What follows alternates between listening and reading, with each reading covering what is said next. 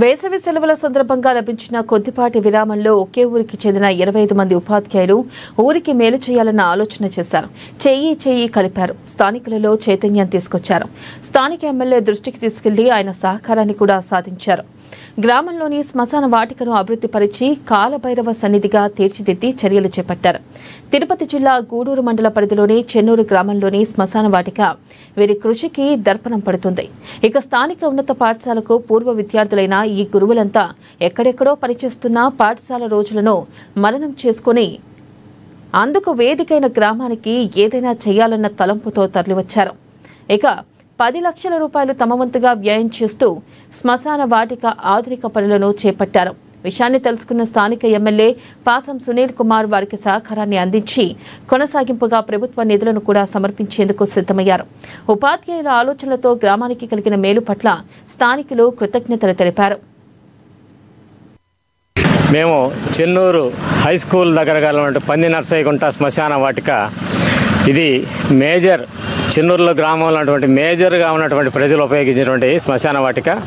ఇందులో కొంచెం ఇబ్బందికరమైన ఒక శవాన్ని దహనం చేయడం కానీ లేకపోతే శవాలను పూడ్చడంలో ఒక శవాన్ని పూడ్చినప్పుడు మరొక శవాన్ని వస్తుంటే దీన్ని గమనించినటువంటి స్థానికులమైనటువంటి మేము ఒక 25 మంది ఉపాధ్యాయుల బృందంగా ఏర్పడి మేమంతా ఒక తీర్మానం చేసుకొని ఈ తీర్మానం ద్వారా స్థానిక టీడీపీ నాయకుల ద్వారా గౌరవ ఎమ్మెల్యే గారికి దీన్ని ప్రాతినిధ్యం చేశాం.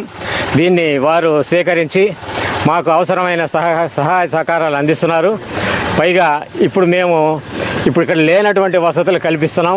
ఒక రూము కట్టి అందులో ఫ్రీజర్లు అస్థికలు దాచుకోవడం అటువంటి కార్యక్రమాల కోసం రూము వాటర్ ట్యాంక్ నిర్మాణం మరియు శవదహన వాటిక రూఫ్తో కలిపినటువంటి దహన వాటికను నిర్మించడం, పురాతనమైన దహన వాటికని మరమ్మతులు చేయడం ఇటువంటి కార్యక్రమాలన్నీ చేస్తూ 10 lakhs ఎస్టిమేషన్ చేశాం. 10 lakhsని ప్రజల నుంచి విరాళాలు స్వీకరించే ఆలోచనతో ముందుకు వెళ్తున్నాం. ఇది ఉపాధ్యాయులు ఈ బృందంలో ఉన్నాం. ఈ ఉపాధ్యాయులందరూ ముందుగా మేము చందాదారులుగా మారి మేము తలా 5,000 రూపాయలు వేసుకొని తర్వాత గ్రామంలో ఇతర ప్రజల నుంచి మొదటగా మేము స్టార్ట్ చేసి తర్వాత గ్రామం నుంచి విరాళాలు సేకరించాం. ఆ ఉపాధ్యాయ బృందానికి కూడా అందరూ బదిలీల్లో దూరంగా ఉన్నప్పటికీ ఇప్పుడు అందరికీ కూడా ధన్యవాదాలు తెలియజేస్తున్నాం. కాబట్టి భవిష్యత్తులో ఈ శ్మశాన వాటికని ఒక అదుపు పెట్టి దాన్ని సక్రమంగా నిర్వహించాలని కూడా అనుకుంటున్నాం. ఎందుకంటే దీనికి ఎవరూ పట్టించుకోకపోతే ఇది మళ్ళీ యథాస్థితికి వస్తుంది. కాబట్టి దీనికి ఒక కంట్రోల్ పెట్టి ఆ కంట్రోల్ ఒక వాచ్మెన్ని, ఒక క్లీనర్ని ఇటువంటి అన్నీ ఏర్పాటు చేసి నిత్యం ఎప్పుడు శ్మశాన వాటిక ఇది శ్మశాన వాటిక కాదు ఒక మంచి ప్రదేశం అన్నట్టుగా ఉండేటట్టుగా తీర్చిదిద్దాలని మా అందరి కోరిక. ధన్యవాదాలు. మేము